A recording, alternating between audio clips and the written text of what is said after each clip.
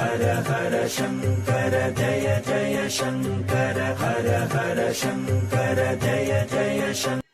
காஞ்சிக்கும் ஸ்ரீ பெரும்பந்தூருக்கும் இடையேயுள்ள சத்தவேலூரில் அவர் முகாமிட்டிருந்த சமயம் பக்கத்து ஊர் மார்வாரி ஒருவர் கூடை கூடையாகவும் தட்டு தட்டாகவும் மடத்திற்கு வேண்டிய மளிகை சாமான்கள் அனைத்தும் கொண்டு வந்து சமர்ப்பித்தார்.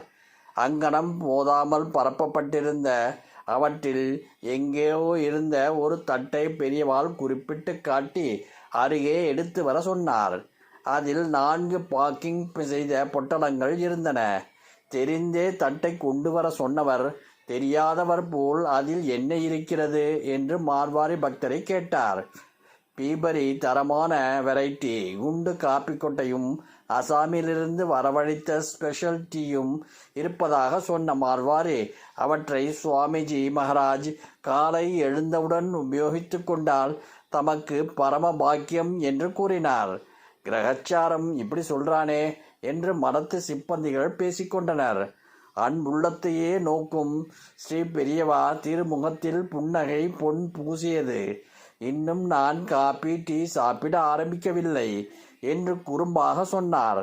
தம்மையே எகத்தாளம் செய்து கொள்ளும் குறும்புத்தனம். ஆச்சாரத்தில் கடும் காவலர் என்று நாம் அவரை கருதினாலும் அவரோ தாம் அதில் முழு மார்க் வாங்கவில்லை என்றும் நாளுக்கு நாள் முந்தைய மார்க்கை விட குறைவாகவே வாங்கி கொண்டிருப்பதாகவும் அவர் சொல்லிக்கொண்டார். அதனால் தான் இன்னும் என்ற அந்த அர்த்த புஷ்டியுள்ள பதப்பிரயோகம். பெரியவா இதெல்லாம் சேர்த்துக்க மாட்டா எங்களையும் என்று சிப்பந்தி ஒருவர் மார்வாரியிடம் தொடங்க பெரியவாள் சொடக்கு போட்டு அவரை அடக்கிவிட்டு போய் பாராக்காரனை எல்லாம் அழைத்து கொண்டு வா என்று உத்தரவிட்டார். ஸ்ரீமடத்தில் பாரா என்ற காவல் செய்யும் தொழிலாளிகள் அழைத்து வரப்பட்டனர். சேட்ஜி நிறைய கொண்டு வந்திருக்கார், உங்களுக்காக எடுத்துக்கோங்க என்றார்.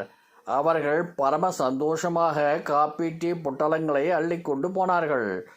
ஒன்னால் இவாளுக்கு ரொம்ப உபகாரம் என்று ஸ்ரீ பெரியவா சேட்ஜியிடம் பார்த்து சொன்னார். அதில் அங்கீகார முத்திரை பூர்ணமாக துணித்தது.